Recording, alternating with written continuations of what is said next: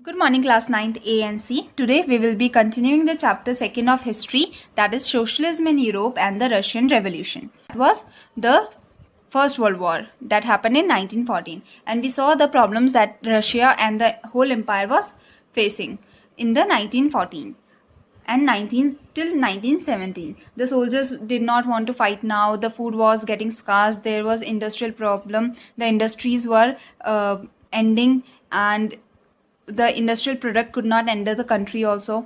So now we will continue with the topic, the February Revolution in Petrograd. By the winter of 1917, conditions in the capital Petrograd were critical. By the winter of 1917, what was happening? The conditions became very critical in Petrograd, the capital city of Russia. The layout of the city appeared to emphasize the divisions among its people. So the layout of the city, the structure of the city was such that it emphasized the divisions among its people, the rich and the poor, the workers and the aristocrats. The workers' quarters and factories were located on the right bank of the river Neva, and on the left bank the Winter Palace, the fashionable areas and official buildings including the palace where the Duma met were located. So on the right side there was the poor quarters, and on the left side there was Winter Palace and the fashionable areas. So this is river Neva.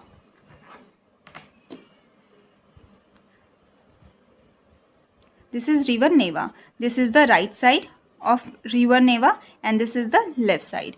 Okay. Now if we study a geographical map, the river can flow to the right or the left. If the river flows to the right side becomes this one.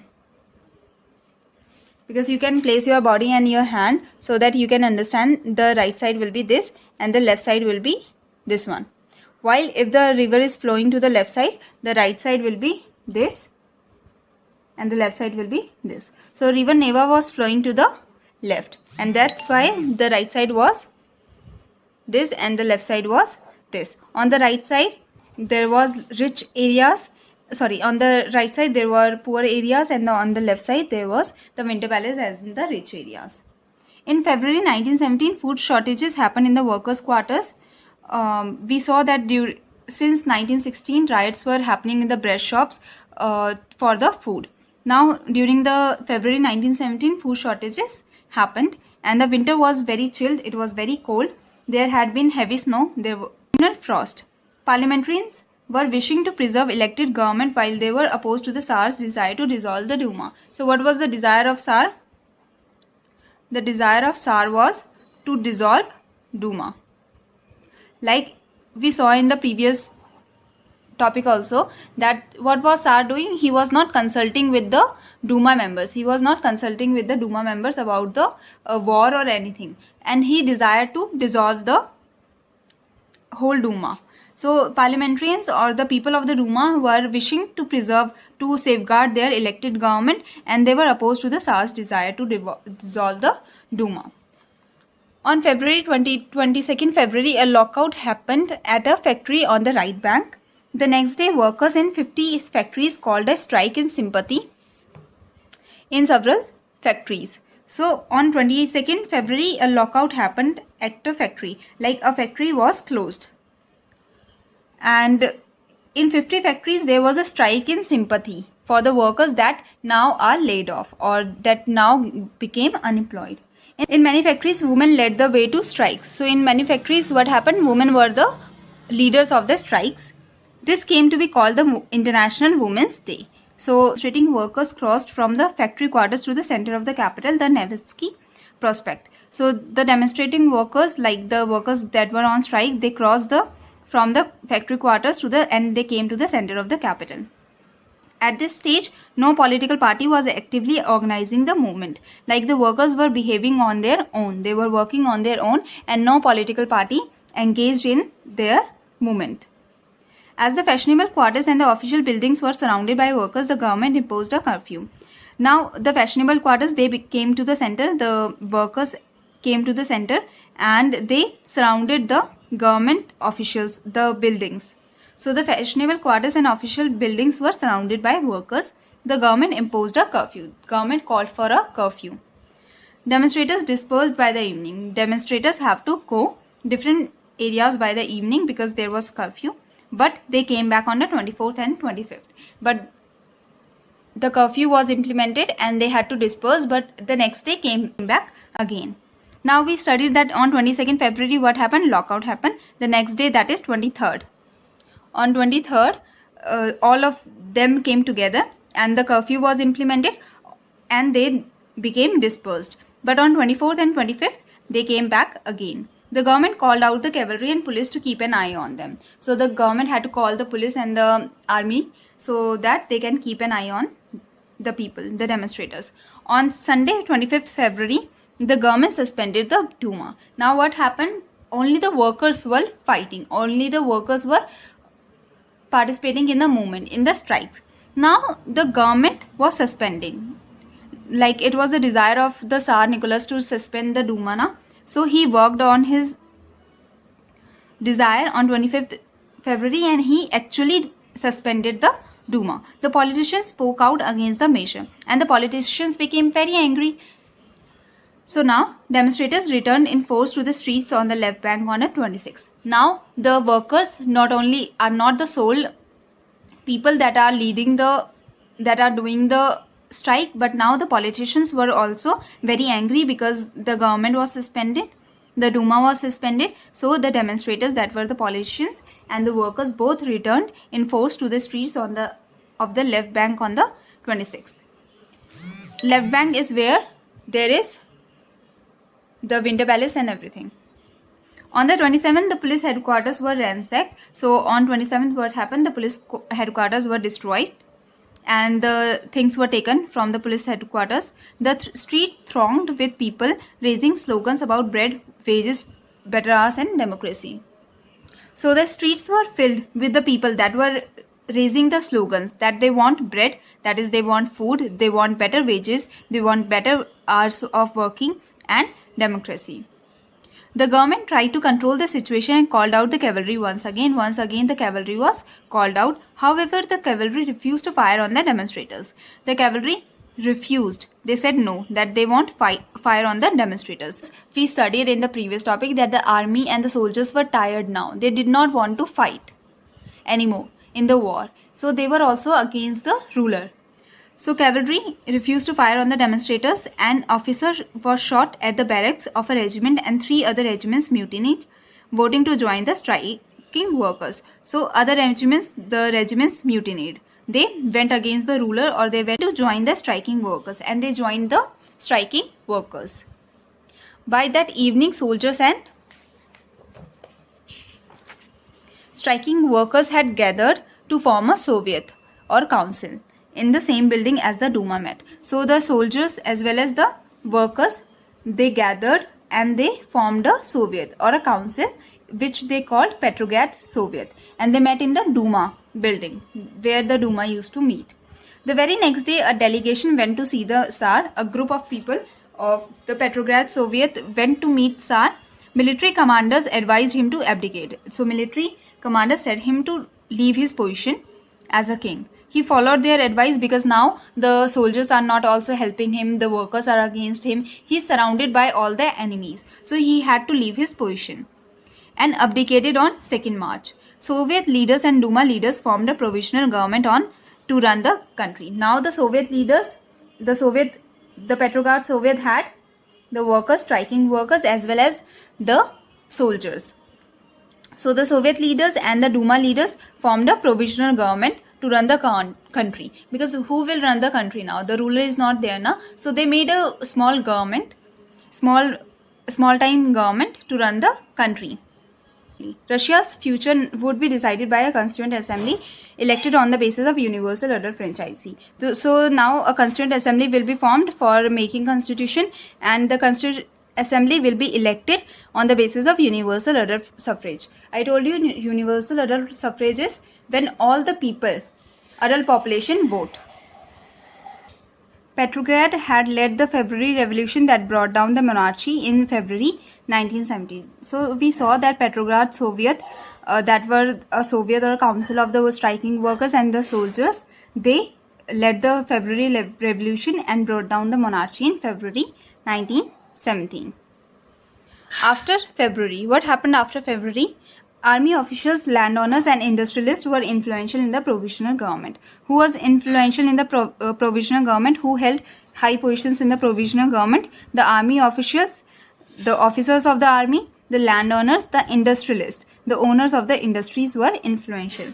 But the liberals as well as socialists among them worked towards an elected government. Here also we see that the rich people are influencing the provisional government, but the liberals and the socialists among them worked for the elected government. They worked towards making a elected government.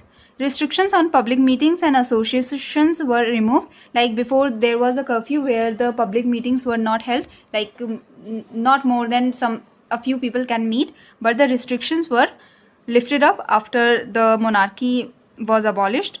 Soviets like the Petrograd Soviet were set up everywhere. Small councils were set up everywhere, though no common system of election was followed. So different councils were made, but there was no particular system to make the council.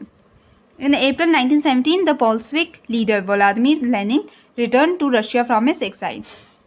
So in April 1917, what happened? The Bolshevik leader, that was Vladimir Lenin, returned to Russia as he was sent to the exile by the Tsar.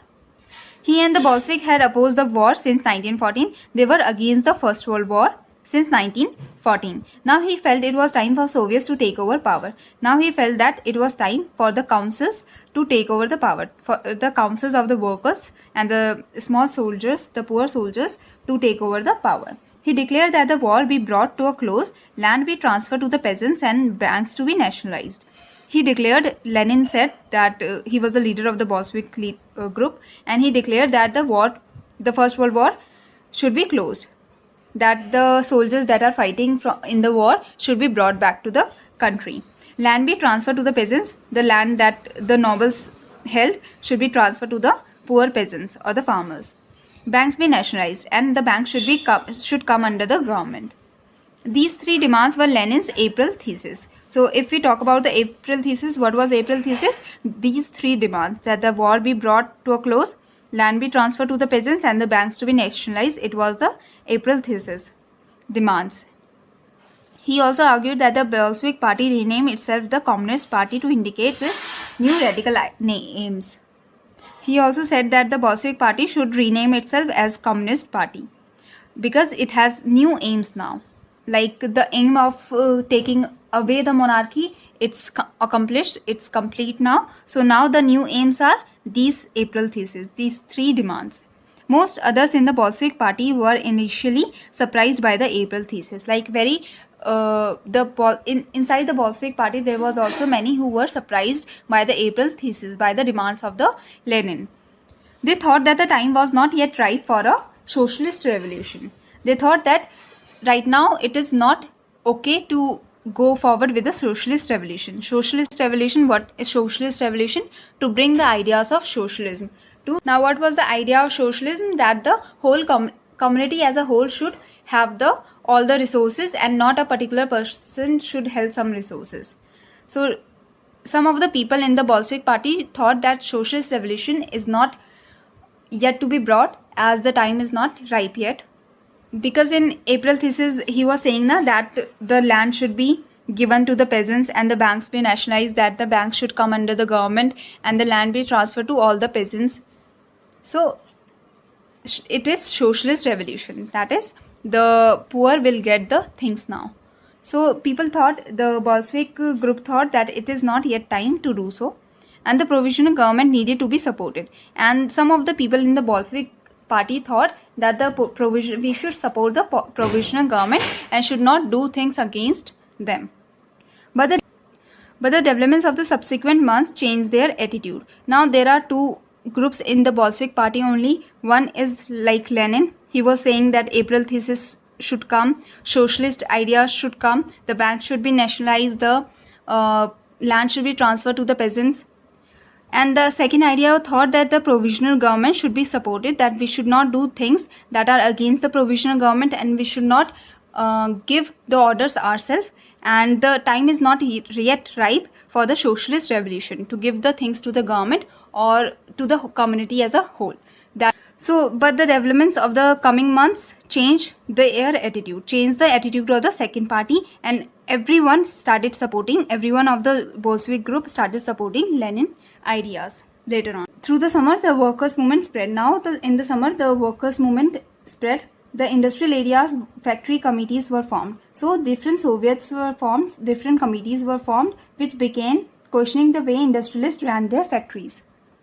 Now, there is a government, but there is still capitalist society. This is still a capitalist society. Still the industrialists have the companies. Only one individual or a group has the whole company who is getting the profit. So the industrial areas, what happened? The factory workers started questioning that why the industrialists ran their factories, that how badly the industrialist is running the factories. Trade unions grew in number. The trade unions started growing. Trade unions are the ones where the workers come together and fight for their rights. Soldiers' committees were formed in the army. Committees were formed in the army of soldiers. In June, about 500 Soviets sent representatives to an all-Russian Congress of Soviets. So 500 Soviets were there, 500 councils were there, trade councils or the soldier councils, and all of them sent representatives to an all-Russian Congress of Soviets. As the provisional government saw its power reduce and Bolshevik influence grow, it decided to take stern measures against the spreading discontent. So now what is happening? There is again two groups. One is of provisional government. The provisional government that is right now running the whole country, whole empire, and the other is Bolshevik group led by Lenin. So the provisional government saw that the power of the Bolshevik group and the Lenin is increasing, because Lenin is talking about the peasants. He is talking about the welfare of the peasants, the poor people. That's why the poor people are coming together to help Lenin. So the provisional government saw its power to reduce as the number of workers and the peasants is huge. It decided to take stern measures against the spreading discontent. So the workers were unhappy with the provisional government as it was not taking any step to do what Lenin was saying. It resisted attempts by workers to run factories and began arresting leaders. So what did the provisional government do? It resisted. It stopped the attempts by workers, as the workers were trying to run the factories. They were trying to reduce the power of the capitalist or the industrial owner and to take over the whole company. The workers were trying that. So the government resisted, stopped these kind of attempts and began arresting leaders. The popular demonstrations staged by the Bolsheviks in July 1917 were sternly repressed. Many Bolshevik leaders had to go into hiding or flee. So there were popular demonstrations or strikes that were staged by the Bolsheviks in July 1917, and it was sternly opposed by the government. Many Bolshevik leaders had to go into hiding or flee.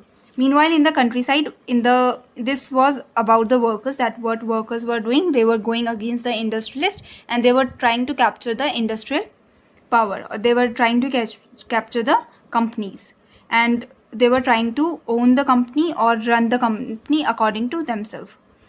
So at the same time, what was happening in the countryside or the village area, the peasants and their socialist revolutionary leaders.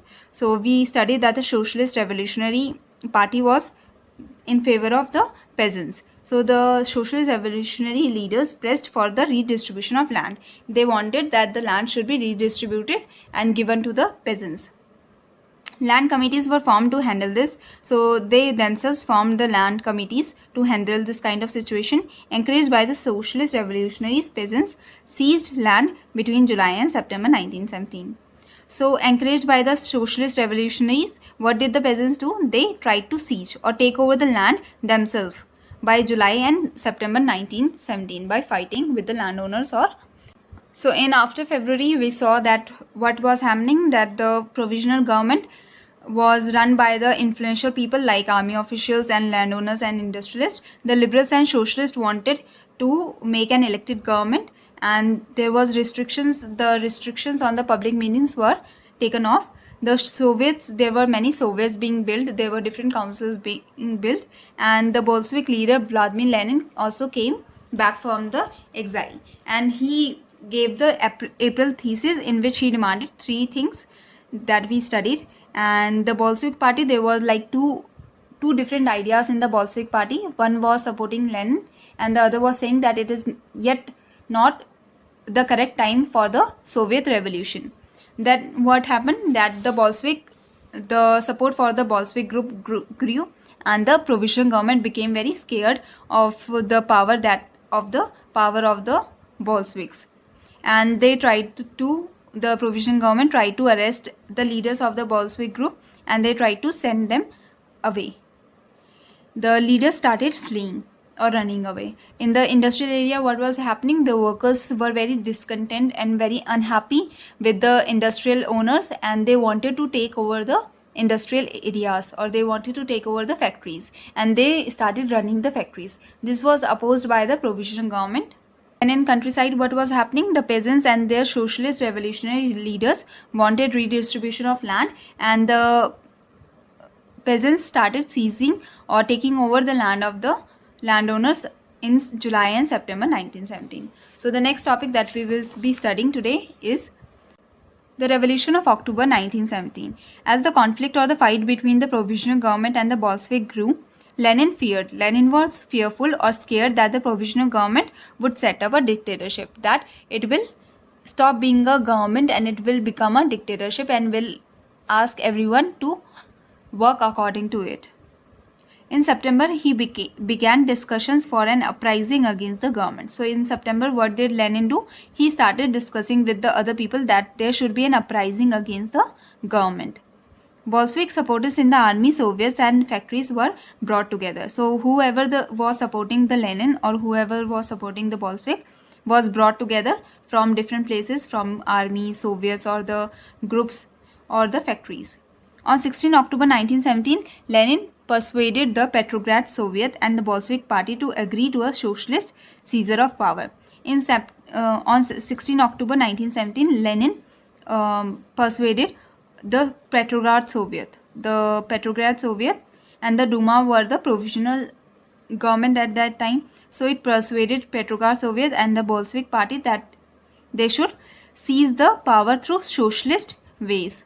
A military revolutionary committee was appointed by the Soviet under Leon Trotsky to organize the seizure. And the military revolutionary committee was appointed by the Soviet, by the council, under who was leading the military revolutionary committee. The Leon Trotsky was leading it, and he was to organize the seizure of the socialist power. The date of the event was kept a secret. So when was the seizure will happen? It was a secret. The uprising began on 24 October. Sensing trouble, Prime Minister Kerensky had left the city to summon troops. So the revolution started in October again, and sensing trouble, he sensed that there is some trouble. So Prime Minister Kerensky left the city to summon troops, summon the army from other areas. At dawn, military men loyal to the government seized the buildings of the two Bolshevik newspapers. So in the morning, what happened? The military men who were loyal to the government, they seized or they took over the buildings that were under the Bolshevik newspaper.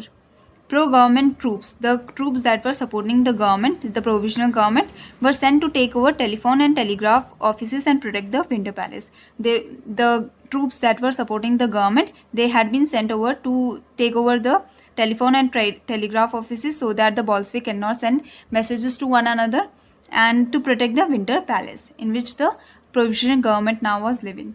In a swift response, the Military Revolutionary Committee ordered its supporters to seize government offices and arrest ministers. Against this, what was happening? The Bolshevik Military Revolutionary Committee was under the Bolshevik group. The Bolshevik group made the Military Revolutionary Committee now. So they ordered its supporters to seize the government offices and arrest ministers. They wanted the ministers to be arrested. Late in the day, the ship Aurora shelled the Winter Palace. It hit the Winter Palace. Other vessels, other small ships sailed down the Neva sailed down the river Neva and took over various military points.